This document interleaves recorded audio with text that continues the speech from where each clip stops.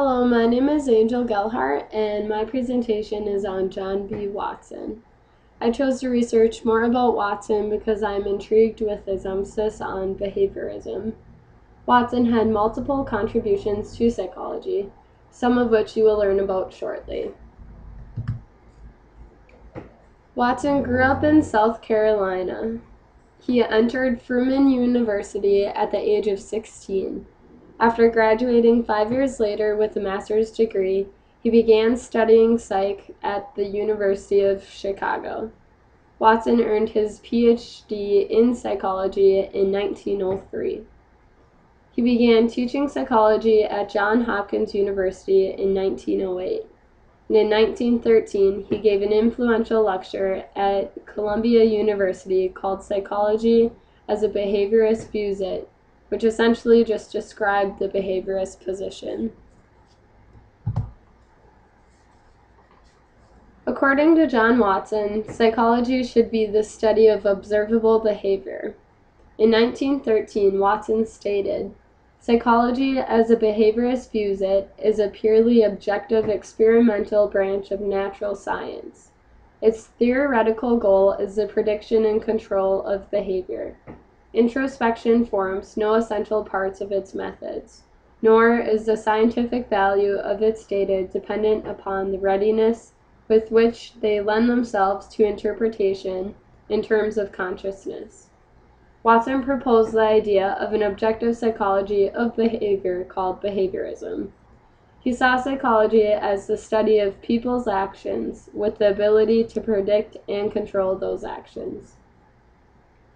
Throughout the following years, many ideas about behaviorism was studied.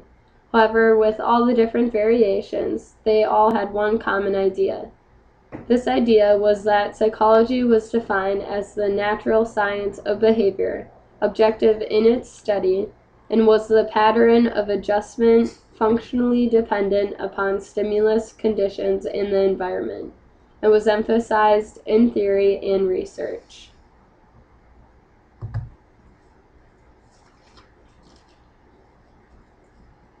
Little Albert is one of the famous studies that Watson conducted during his time. Ivan Pavlov had conducted experiments demonstrating the conditioning process in dogs. But Watson was interested in taking Pavlov's research further to show that emotional reactions could be classically conditioned in people. Around the age of 9 months, Watson and Rayner exposed the child, known as Little Albert, to a series of stimuli, including a white rat, a rabbit, a monkey, masks, and burning newspapers, and observed the boy's reactions. The boy initially showed no fear of any of the objects he was shown. The next time Albert was exposed to the rat, Watson made a loud noise by hitting a metal pipe with a hammer. Naturally, the child began to cry after hearing the loud noise. After repeatedly pairing the white rat with the loud noise, Albert began to cry simply after seeing the rat. The Little Albert experiment presents an example of how classical conditioning can be used to condition an emotional response.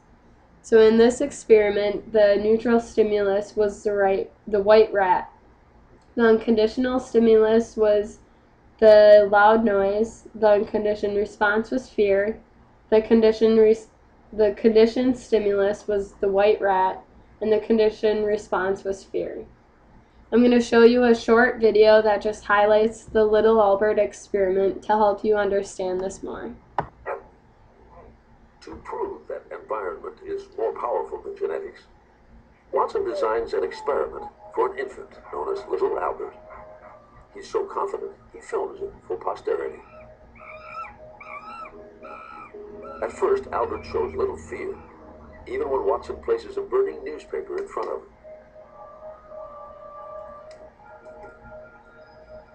Albert is also unafraid when he encounters a white rat for the first time in his life. But then, Watson shows Albert the rat accompanied by a loud clanging noise. One of the few things that upsets little Albert.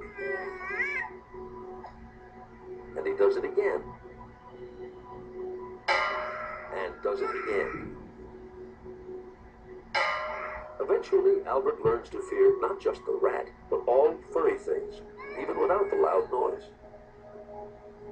In Watson's mind, the little Albert experiment is a success because it proves that fears are learned, not inherited. Watson set the stage for behaviorism, which soon became to dominate psychology. Conditioning and behavior modification are still widely used in therapy and behavioral training to help clients change problematic behaviors and to develop new skills. In 1915, Watson served as the president of the American Psychological Association. In 1919, he published Psychology from the Standpoint of a Behaviorist. 1925, he published Behaviorism.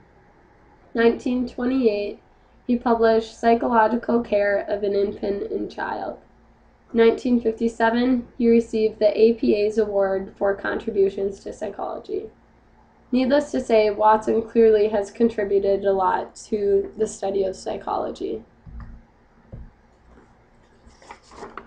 This is one of Watson's most famous quotes among his time.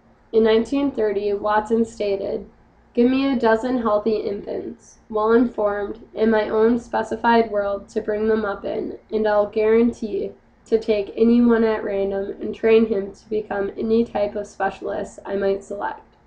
Doctor, lawyer, artist, merchant chief, and yes, even beggar man and thief, regardless of his talents, tendencies, abilities, vocations, and race of his ancestors." Thank you all for listening, and I hope you learned a little bit more about Watson's behavioristic approach in psychology.